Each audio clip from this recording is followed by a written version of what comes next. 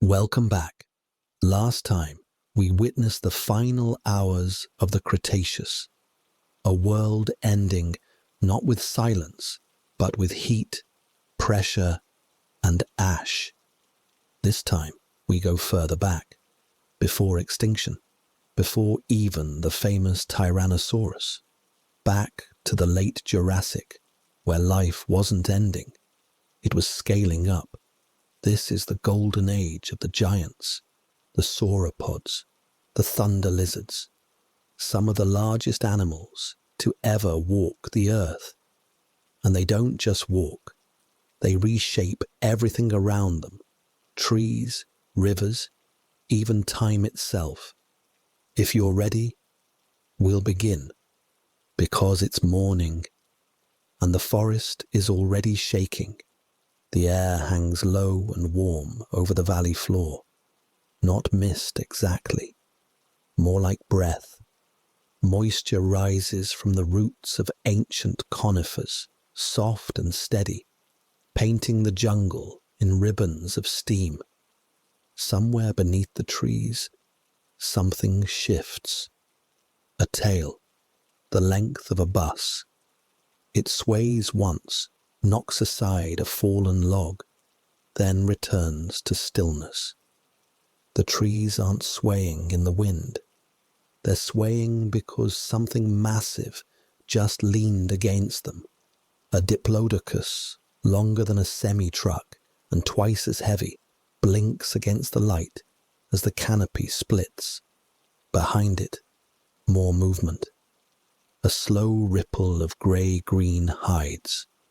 Necks like cranes, tails like whips, footsteps so deep the ferns realign behind them. The herd is waking. Flies rise from the undergrowth. Small lizards flee. Even the trees seem to tense. But nothing rushes. There's no stampede. Not yet. This isn't a world that sprints. It shifts. Like stone, like tide, and the tide has turned. The migration begins, their feet pressed deep into the valley floor. Not soft mud, but something older, trampled earth packed tight by generations of weight. Every print leaves a crater, every step is a mark on history. The Diplodocus herd moves in a loose line, not tight enough to be a wall, not wide enough to be scattered. Each one senses the others through vibration, sound, proximity. Calves keep to the center, smaller bodies, longer necks for their size, still learning the rhythm of the herd. They walk with the uncertainty of memory, not yet made permanent. From above, it looks like a ripple across the land. Dozens of segmented bodies flowing through a corridor of conifers and ferns, leaving bent branches and shredded undergrowth in their wake. They don't roar. They don't call. They move in silence, a language older than sound. Pterosaurs drift overhead, riding thermals up from the warming forest. Their wings barely flap. They know better than to get too close. The herd breaks the tree line by mid-morning.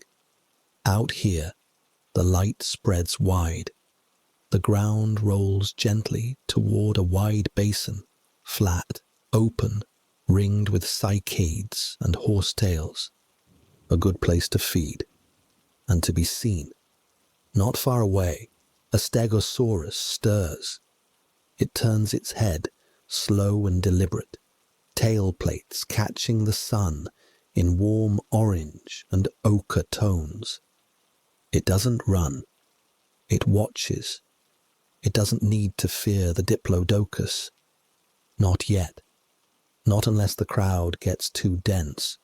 Stegosaurs tend to keep to the edges. They prefer smaller groves, openings between trees, places where they can hear what's coming. This one is alone, but it's not small, and its tail, the thagomizer, rests low and ready. Just beyond the basin, on a raised rocky outcrop, something else is watching. Allosaurus, one eye visible through tall grass, its body low, breath shallow, not stalking, not lunging, just observing. It doesn't hunt during mass movement. It waits for the line to break, for the young to lag, for the rhythm to stutter. Then it chooses. But not now. Now, the land holds its breath.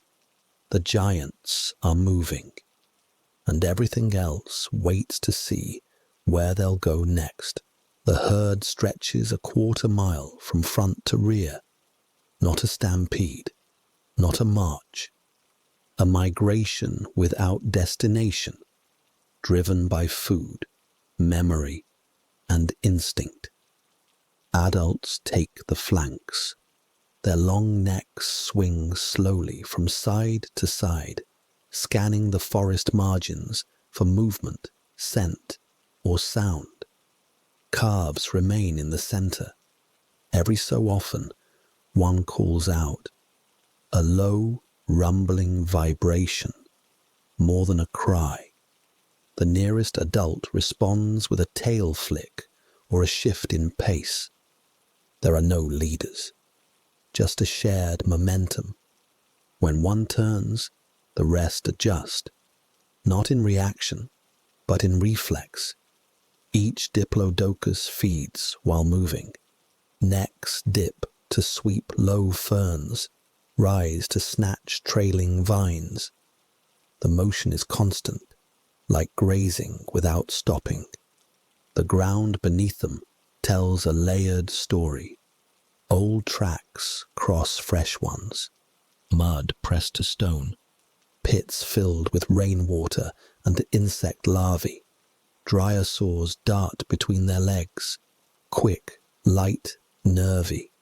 They feed on scraps, seedlings, spores kicked loose by the movement of giants. Above, the pterosaurs have begun circling lower. Some are scouts, others are opportunists. A few ride the thermals for hours, scanning for the slow and the sick. None challenge the herd. No need. Inevitability is on their side. On the horizon, the forest gives way to grassless flats, hardened clay scattered with boulders and cycads. Beyond that, the first traces of a wide inland river. The herd is heading there. They always do. The path isn't marked, but it's remembered, in their bones, in their blood, in the echoes of footsteps that came before. Behind them, the Stegosaurus moves off quietly into the trees. It wants no part of the crowd. Its role is elsewhere. But the Allosaurus hasn't moved. Still on the ridge, still watching, waiting, not for hunger, not even for opportunity, just for the pattern to break. It always does. The river runs shallow this time of year. Its edges are thick with silt, broken branches, and footprints long since blurred by current and rain. The water moves lazily, not clean, not clear, but enough to reflect the trees above in fragmented silver. The first of the herd arrives in silence. A bull, wide-necked, scarred along one flank. It lowers its head, sniffs the air, and steps in. Behind it, others follow. Some wade directly through the middle. Others linger at the banks, flicking water over their backs with their tails. Calves hesitate at the edge. They've crossed before, but not often. The ground beneath the water isn't always stable, and predators are more common near rivers. Stegosaurus tracks are visible along the far bank, deeper than usual. Multiple sets, a nesting group, perhaps, retreating after a long feed. Further downstream, something stirs, not large, but fast. A shadow slips below the surface, then vanishes beneath the reeds. The sauropods don't react. There's safety in size. Anything small enough to hide in the water is no match for 15 tons of moving bone and gut. Still, the calves bunch closer together. They drink in bursts, alert, watchful. The water itself isn't cold. It steams faintly in the heat. Above it, dragonflies move in erratic spirals, some nearly the size of a child's hand. A juvenile slips as it steps forward. The clay gives beneath its foot. It catches itself. Nothing dramatic, but enough to scatter birds from the trees nearby. In the forest across the river, a branch snaps. Once, then twice. The sound echoes differently, heavier. It's not the herd. They're still. It's something else. Watching. Measuring. The moment passes. A group of Brachiosaurs arrives next. They approach from the eastern slope, slower, higher, less urgency in their steps. Their height makes the river feel small. They dip their heads low, drinking in silence, nostrils flaring, eyes half-lidded. Even the pterosaurs give them space. They pass wide overhead, circling toward thermal updrafts near the cliffs. For a few minutes, everything settles. Feeding resumes, the herd spreads slightly. A temporary calm, but something isn't calm. The water nearest the bank has stopped moving, a flat line of surface tension broken only by the occasional twitch. Something lies just beneath, something waiting. A Dreamosaurus emerges from the underbrush near the far bank. It's alone, alert. Neck stretched forward, ears twitching. It pauses at the edge of the water, dipping its head to drink. It doesn't see the shape beneath the surface. The water barely ripples. Then, a burst. From the shallows, a blur of muscle and teeth erupts. A crocodilian predator, small by modern standards, but fast enough. The Dreamosaurus thrashes once, twice, then it's dragged under. The splash echoes across the clearing. The herd lifts their heads. They don't panic, but they do shift. Calves are moved deeper into the group. Adults position themselves between the river and their young. No retaliation, no chase, just a slow repositioning of mass. It's not the first time they've lost one, and it won't be the last. Near the far bank, a Stegosaurus emerges from the ferns. Its plates are stained with dust, and its tail is held low. It pauses at the edge, sensing the aftermath. Then it turns away. It isn't here to drink. It's looking for something. Across the clearing, birds scatter from a line of shrubs. A shadow passes along the rocks. Allosaurus, still distant, still waiting. It saw the attack. It didn't cause it, but it understands what it means. Disruption. Disruption creates stragglers. Stragglers create chances. Another sauropod slips in the mud near the river's edge. It recovers quickly, but a group of juveniles scatter in the confusion. The Allosaurus doesn't move yet, but its eyes stay locked on the edge of the herd. Behind it, another predator appears, Ceratosaurus. Smaller, more impulsive. The two don't interact. They've clashed before, but for now, they share the same objective. The herd begins to leave the river. The first phase of the migration is complete. What comes next will depend on the terrain and on what follows. Water drips from the trees. The sun rises higher. The predators begin to move. The sun passes its highest point. Shadows shorten. The air thickens. Everything slows. Not because of fear, but because heat governs movement now. The herd stretches thin as it moves away from the river. The ground grows harder, cracked and dry beneath their feet. Dust clings to their hides in pale streaks.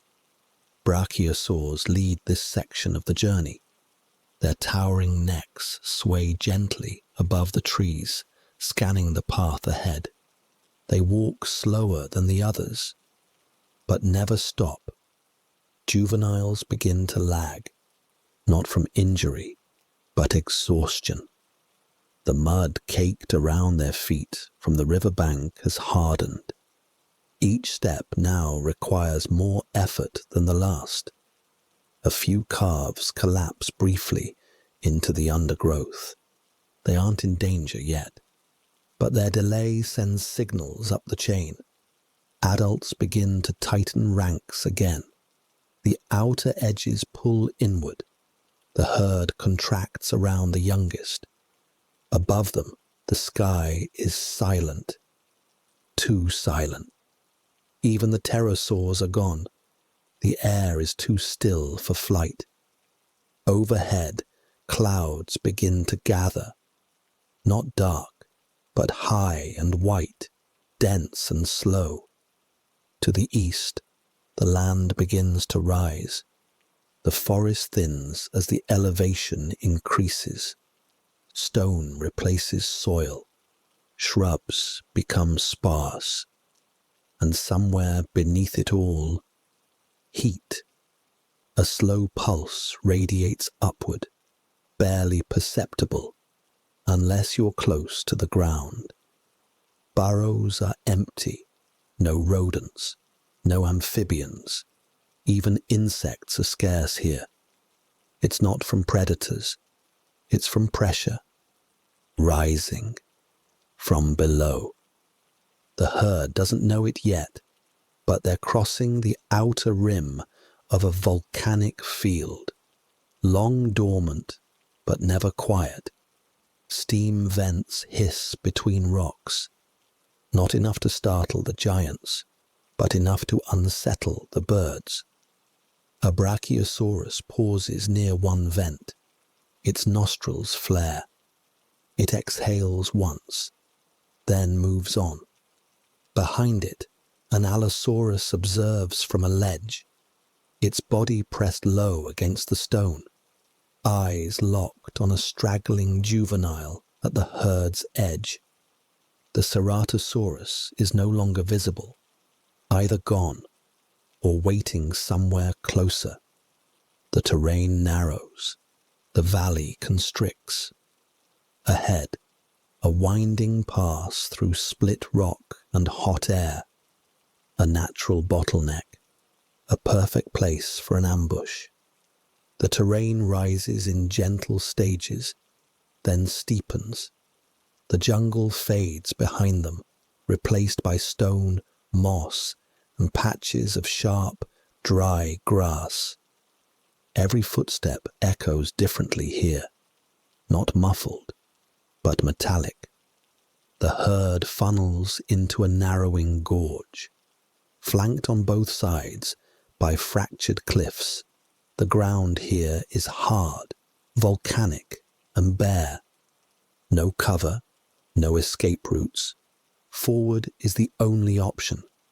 The first section of the herd passes through unchallenged. Adults lead.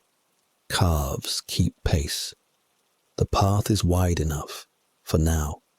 But behind them, the spacing breaks. A juvenile stumbles over a shallow ridge of cooled basalt. It regains its footing, but the group behind slows to adjust.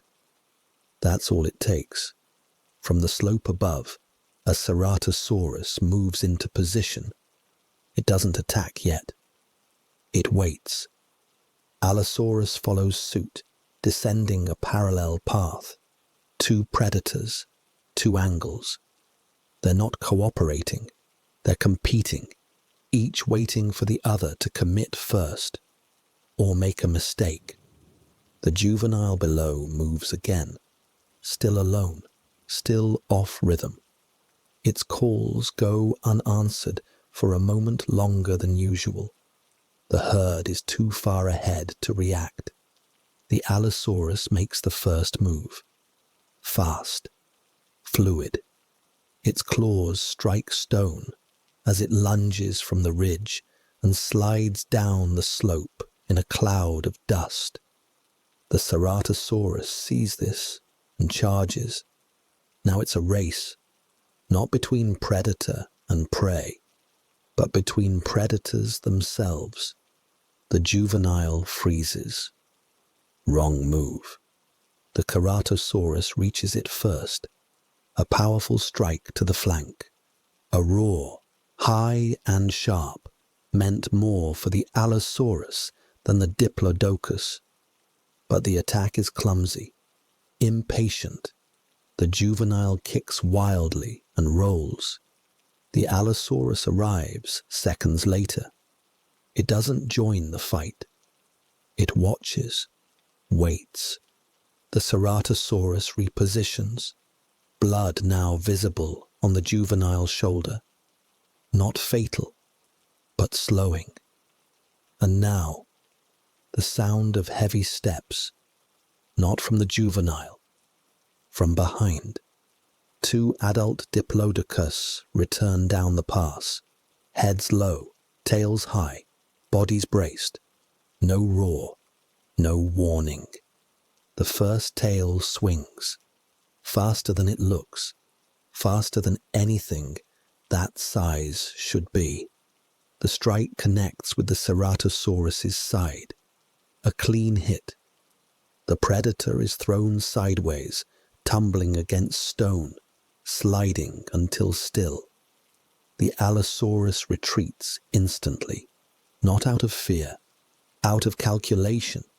The strike wasn't for it, but it could have been. The juvenile is surrounded now. One adult shields it. The other scans the cliffs. Nothing follows. The silence resumes. Predators gone. For now, the herd reforms and continues forward. But the pace has changed. It's no longer migration. It's withdrawal. And something in the valley ahead waits to test them again. Evening arrives without a clear moment. There's no sunset in the gorge, just a steady dimming, as if the light itself is retreating. The stone walls cool slowly. The heat lingers in the rocks, radiating upward even as the sky loses its color. The herd settles in a wide bend of the canyon. Here, the cliffs open slightly, creating a hollow bowl where they can rest together. They don't lie down, not most of them. Only the youngest and oldest risk that kind of vulnerability. Instead, they stand, legs locked, heads lowered, tails overlapping. A ring, loose but watchful. It's not sleep, it's drift. Light fades, but sound increases. Small mammals begin to emerge from hidden tunnels, clicking and rustling through the dust. Their movements are quick and deliberate, gathering what they can before the next giants pass through. Above, the first stars become visible, then more.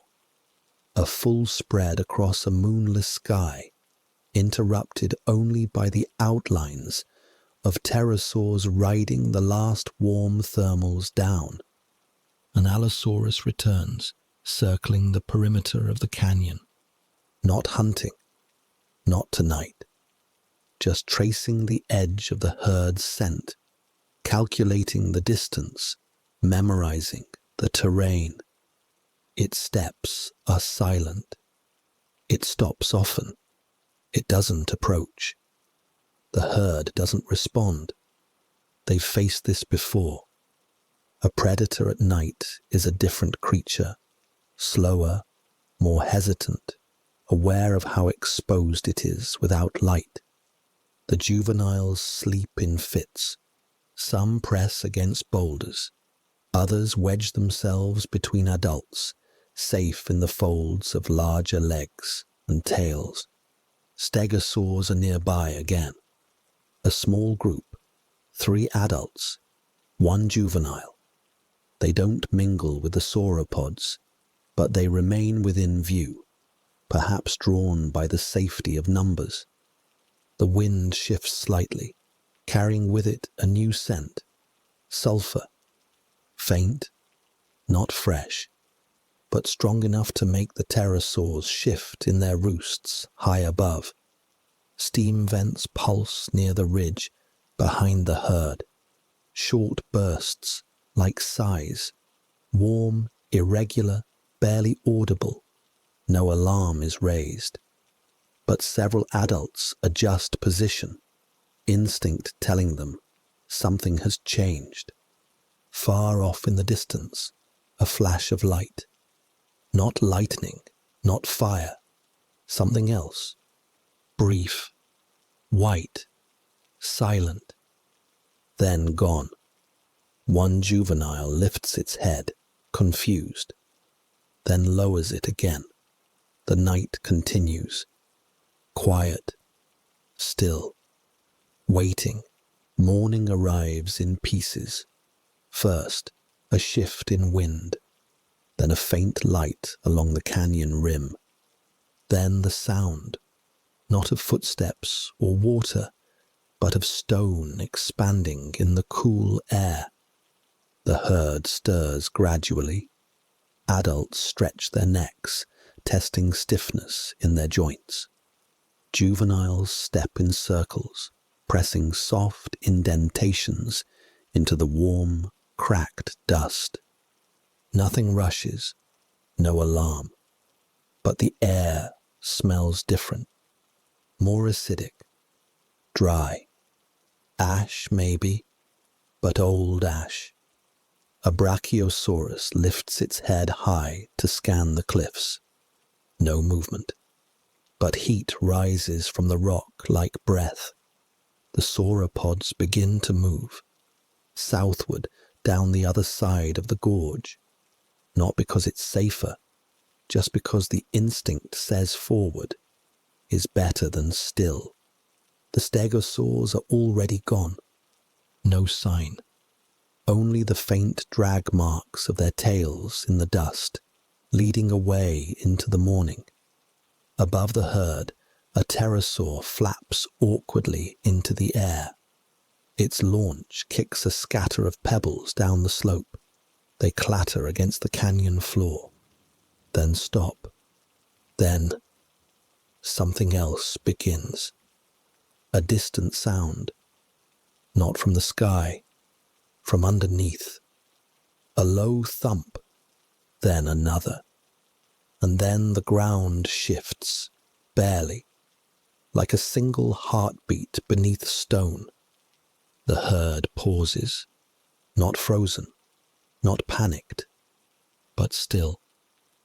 Some eyes scan the cliffs, others the ground. They wait, then nothing. The moment passes. No cracks, no collapse, just silence. And then Movement resumes. They continue toward the pass's end, toward the flats beyond. But the stone beneath them isn't finished. In a narrow corridor near the rear of the herd, a vent opens, not wide, just enough to release a burst of sulphurous steam, a jet of heat and noise and pressure. Several juveniles scatter. One falls, another turns, calling out in low, throaty pulses. Adults return immediately, surrounding the affected area. There is no predator, no visible injury, just confusion. And then, as quickly as it came, the steam dies down. The vent hisses once more, then seals again beneath a new crust of ash. It's not volcanic eruption. Not yet. Just reminder. This place is alive. The gorge narrows once more, then breaks wide open. Ahead lies a stretch of hardened black stone. It glistens faintly in the morning sun, scored with deep cracks and pale striations. The lava flats. The herd pauses at the threshold. They've crossed this place before. They know what it is. It looks open, flat, safe. But it isn't. The surface is brittle in places, hollow beneath, not deep enough to swallow a sauropod whole, but deep enough to break a leg. Still, they continue, because behind them, the gorge remains unstable, and beyond the flats lies the next water source. The first adults cross slowly. They test the stone with each step. Cracks web outward. Insects flee from the stress vibrations. Juveniles are kept close. Not in the center. This time, they move with the leaders. Smaller mass, less pressure, fewer chances for collapse. Above, the sky is cloudless, but heat shimmers just above the stone, distorting vision and making everything flicker. No trees, no cover, no predators. Even the Allosaurus keeps to the ridges. It won't follow here. Not yet. The lava field stretches for nearly a kilometer. There are old trails, fossilized paths from previous crossings, worn into the surface like scars. That's where the adults step now, memory embedded in stone. About halfway through, the first accident happens. A mid-sized juvenile steps too far to one side. The ground gives. Not a full collapse, just a sharp sink. Its right leg plunges through brittle crust. It yelps, a sound more like a bark, and freezes. Dust rises. Fragments rain down into the hollow below. The rest of the herd halts instantly. Two nearby adults approach, carefully. They position themselves beside the juvenile, using their tails to brace its movement. Together, they help shift its weight. The trapped leg is pulled free with effort. No blood, no visible injury, but a limp. They continue, slower now, more careful. The Ceratosaurus watches from far back on a rocky outcrop. It doesn't move. Too hot, too exposed. It will wait. They all do. The last section of the herd reaches the far edge of the flats just after midday. The ground here softens again. Dry earth mixed with ancient ash and roots. The worst is behind them, but not the end, because now the sky is beginning to change, clouds forming, slow, high, thickening, and with them, wind.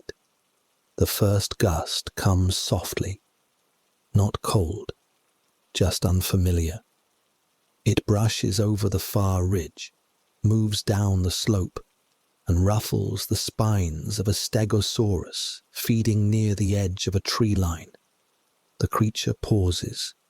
Its nose lifts. Plates shiver. The wind carries something else. Moisture, distant pressure. In the distance, clouds gather into a slow spiral. Heavy, pale at the edges, darkening toward the center. The light shifts, colors fade, the jungle turns muted, green to gray, gold to brass. The herd doesn't panic. They're not strangers to storms, but they don't ignore them either. They begin to regroup, tighter now, not out of fear, just efficiency. Rain changes terrain. It softens the ground. It makes the young slip, the old slow. Ahead lies a wide clearing, low, sloped, partially shielded by shallow cliffs. It's not shelter, but it's a place to hold. The first drops fall before they arrive. Fat, spaced, the kind of rain that announces itself before it commits. It taps against their backs, beads along their tails, drips from the fronds overhead. Within minutes, the sound changes. The forest doesn't rustle. It hisses. Leaves bow under the weight. The ground begins to slick. Visibility drops. Not total, but enough. Enough for someone to take advantage. In the gloom, a shadow detaches from a line of rocks. An Allosaurus. It's not wet, which means it was already close, already waiting. It moves low, following the line of the clearing, parallel to the herd, not rushing, not targeting, just positioning. Nearby, two Ceratosaurs keep their distance. They've seen the storm before. They know what happens when footing goes wrong. But this one, the Allosaurus, is hungry enough to try. A juvenile slips near a shallow ditch. Its leg skids on moss-slicked stone. It calls out. Only one adult responds, slow to react in the downpour. The Allosaurus moves, quick, not quiet. Speed is more important now than silence. It's halfway there before the calf even sees it. The adult turns, too late. The predator lunges, but so does something else. From the opposite side of the clearing, a Stegosaurus enters the scene, tail already swinging, spines catching the dim light in flashes. The Allosaurus adjusts mid-stride. Its claws rake through mud as it redirects. But the Thagomizer connects. Not direct, but enough. A glancing blow to the flank. It stumbles, regains footing, snarls, and pulls away. Not injured, not successful. The rain falls harder. The predator vanishes into the tree line. The juvenile regroups, shaken, but alive. The Stegosaurus doesn't stay. It disappears again, back into the storm, as if it was never there. The herd tightens further. Their steps are heavier now, not from fear, from rain. It sheets, sideways, angled by wind that curls around trees and presses against the flanks of moving giants. What was soft is now slick. What was solid now slumps. The low ground begins to pool, not with standing water, not yet, but with a thick, clinging mud that traps smaller feet and steals momentum from the larger ones. The herd doesn't stop. Stopping is worse. Weight pressed into soft earth becomes permanence. So they keep moving, slow, unified, following the highest line they can see. There's no leader, no scout, only memory. The herd has crossed this place before, though perhaps not in this state. Behind them, shallow trails begin to flood. Puddles form in old footprints. New ones sink faster than the last. At the back of the group, a smaller juvenile begins to falter. Its right leg is caked above the joint, adding weight, throwing balance. It cries out. A low, uneven sound. One adult stops, then another. The first tries to nudge the juvenile forward. It doesn't work. The second steps to the side, using its bulk to shield the calf from the wind. Together, they reposition, forcing a new path along firmer ground. This is what survival looks like. Not speed, not strength. Correction, over and over. A Stegosaurus moves past them in the opposite direction. Its eyes blink slowly against the storm. Its tail drags more than it did before. Even the predators are gone now. No movement on the cliffs. No scent in the air.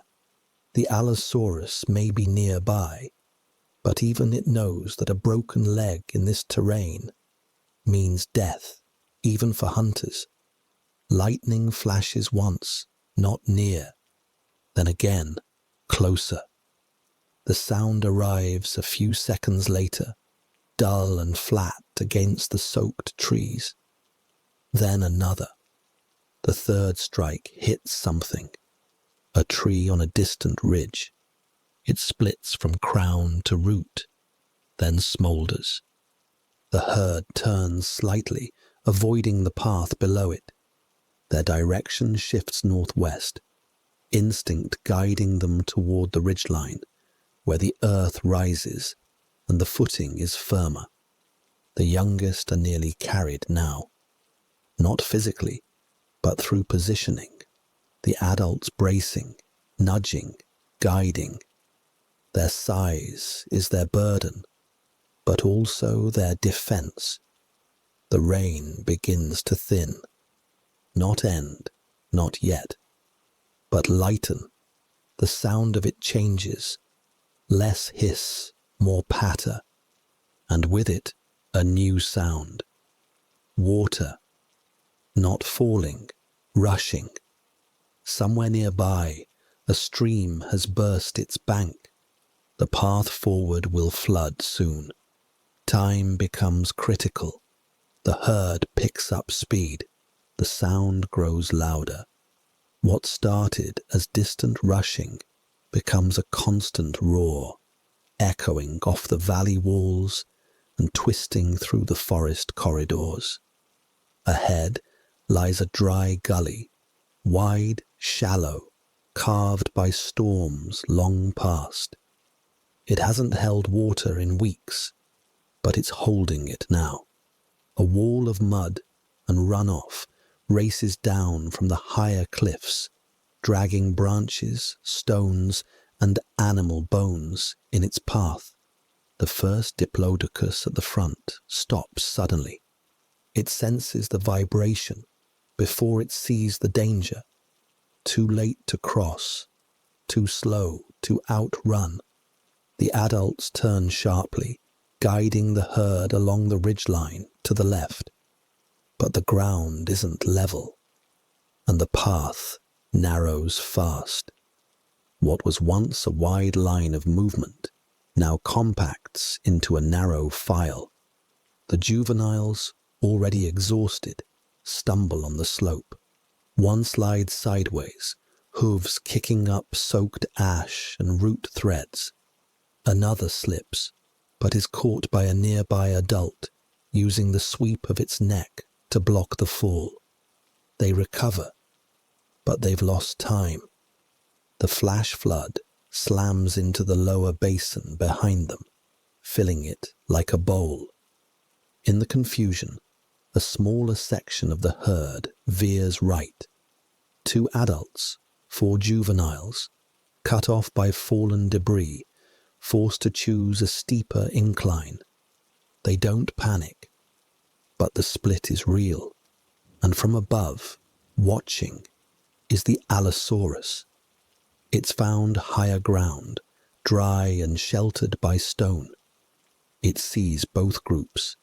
It sees the divide. It waits, not to strike now, but soon. The smaller group climbs quickly. The incline is steep, but the footing is more stable here. Ancient lava that cooled in wide, shallow steps. Below, the main herd slows to regroup. The flash flood has passed, but it's left deep, churning mud in its wake. Crossing will be slow. A Ceratosaurus appears along the tree line, distant, but moving with purpose. The predators are circling again, not aggressively, but precisely, waiting for the mistake. Above them, lightning strikes one final time. Far off, diminishing, the storm is ending. But the real danger has only just begun. The sky clears slowly. Stars emerge, one by one, behind thinning clouds. The moon is small, nearly new, casting little light. Everything remains dim, damp, and quiet. The main herd settles on high ground. They form a circle on a plateau of dry ash and scrub, backs to one another, heads outward. The calves lie down first. Their legs twitch in half-sleep. Adults remain standing, half-resting, tails twitching in turns. No calls, no movement.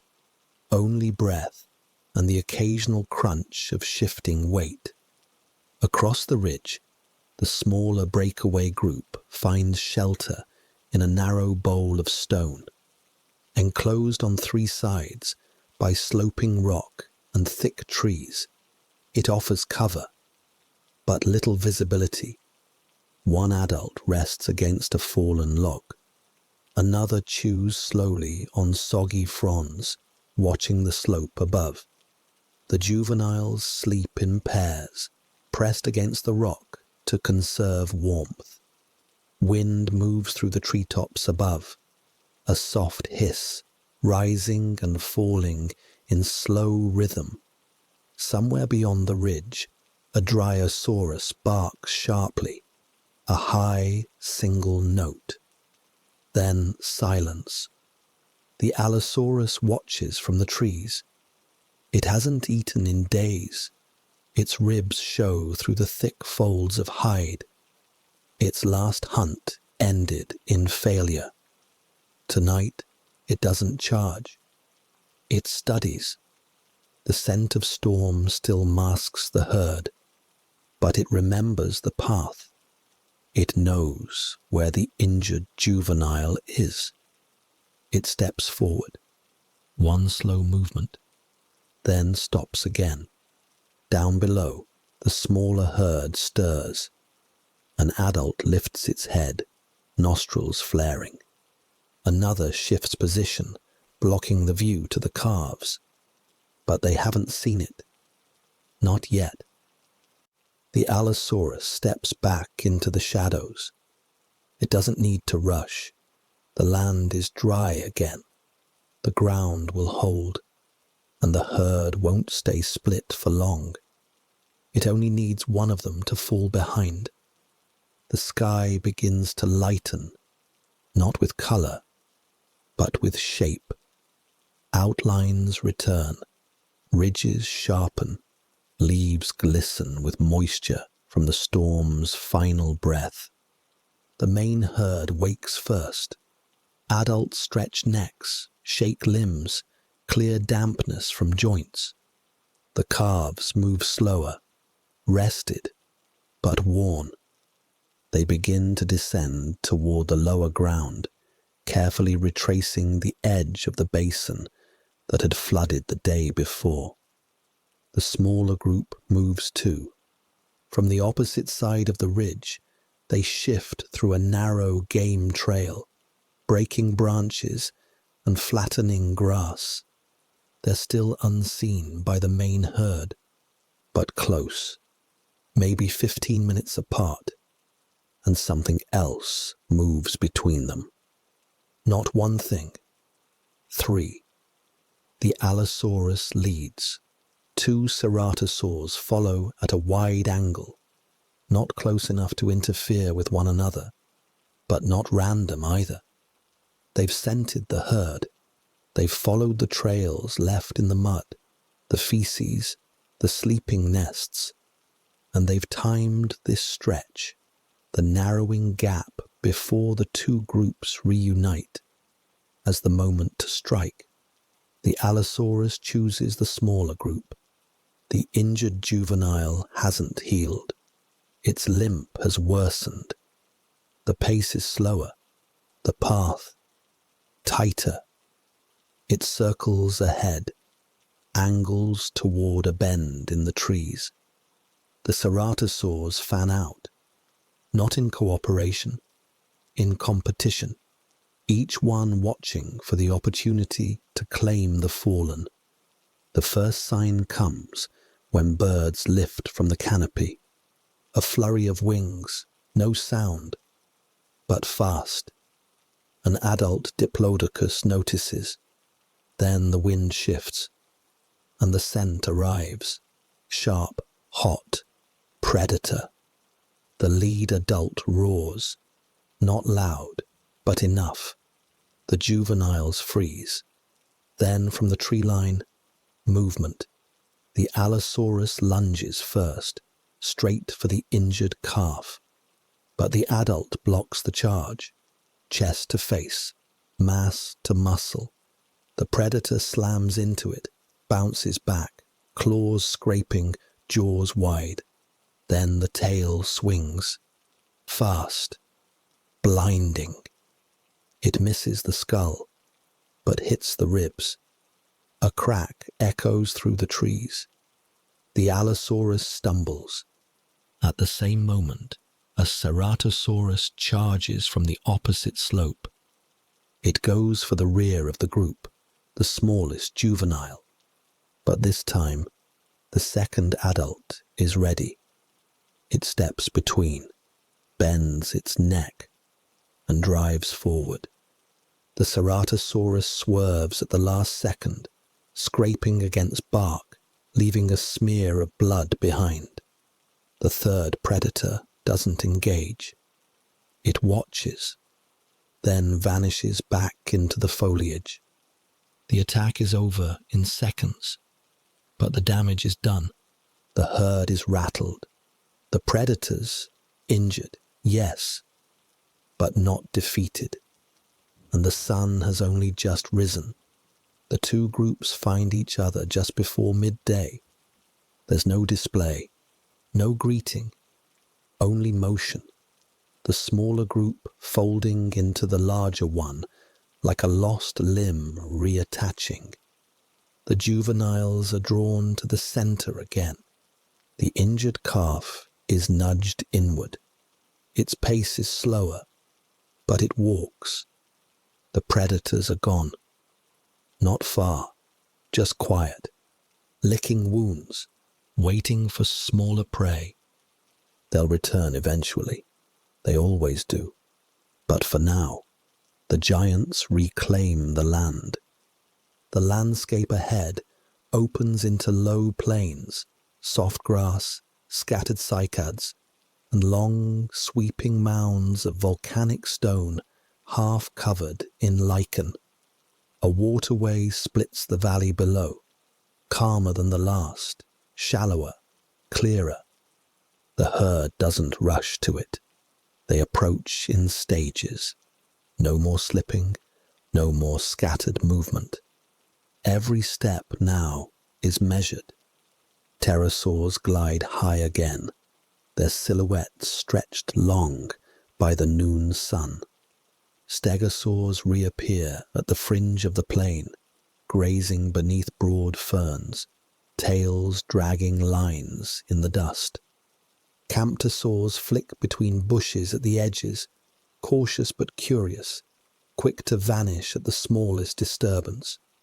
The herd begins to feed again, not aggressively, just normally. Necks dip, leaves are stripped, ferns are trampled, the rhythm returns. A few of the adults lower to rest. The youngest follow. It's the first time in days the full group has been still without threat. But there are fewer now. Some were lost. Some turned back. Some will not finish the cycle. And yet, the migration is not over, because above them, high on the slope of an old volcanic ridge, stands another herd. A new one. Unknown, similar. Watching. The two groups hold each other's gaze across the space of 200 meters. No movement, no challenge, no contact. Just awareness. Then slowly, the new herd begins to move. Not toward them, but alongside. A mirrored path. Separate. Parallel. Together in purpose, not proximity. It's enough. The herd has found a rhythm again. The worst of the storm is behind them. The ground is solid. The sky, finally quiet. But one of the older males isn't keeping pace. He lingers near the rear, slow, deliberate, not injured, just old. His spine shows more than the others. Scars mark the side of his neck. One eye is cloudy. He's seen more migrations than most of the herd combined.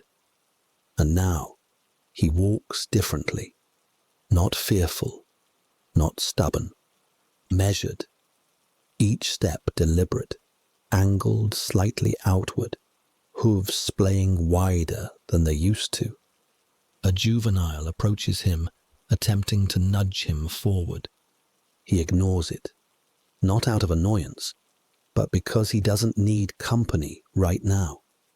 The juvenile is redirected gently by a nearby adult. The herd knows how this works. Not all will make it to the next basin. The old bull turns off the main path, just slightly, enough to reach the edge of a rise where wind cuts between two broken trees. He stops there. For a moment, he watches the others pass.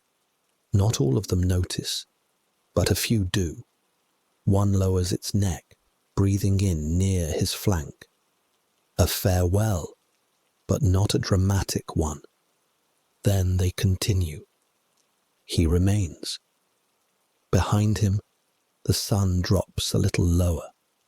Ahead, the herd silhouettes shrink into distance. He doesn't lie down. He just stands. Long after the dust settles. Long after the last tail has vanished into the ridge. And then, finally, he turns, back the way they came, toward familiar ground, toward stillness, toward rest. Toward evening, the clouds begin to thin. The sun dips low behind the ridge. Everything turns bronze. The light casts long shadows across the plain. It stretches legs, tails, necks. makes each creature twice its size for just a moment. Near the center of the herd, one of the younger adults is still. It breathes heavily. Muscles twitch across its flanks. The others give it space. And then, movement. A shape, slick and pale, unfolds beneath it. A calf. New. Alive. It blinks once. Twice. Then pushes against the earth. Its legs fail. Then try again. And again. 10 minutes pass before it stands. Wobbly, but upright. The herd is quiet. No calls, no trumpet. Just watching. The newborn leans against the nearest adult, pressing its head into the curve of a leg the size of a tree trunk. It's not celebration. It's continuity. The adults begin to move again. One by one, the line reforms. Direction shifts south, where the plain widens toward a distant riverbed. The calf follows, not confidently, not fast, but forward.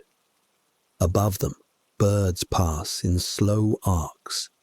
Below, insects swarm low to the ground, finding fresh trails to feed on. The predators are gone. For now, the air is quiet, still, balanced. The giants don't look back. They never do, because the migration isn't a journey. It's a loop, a rhythm older than rivers, older than names, and as long as they walk, the land remembers.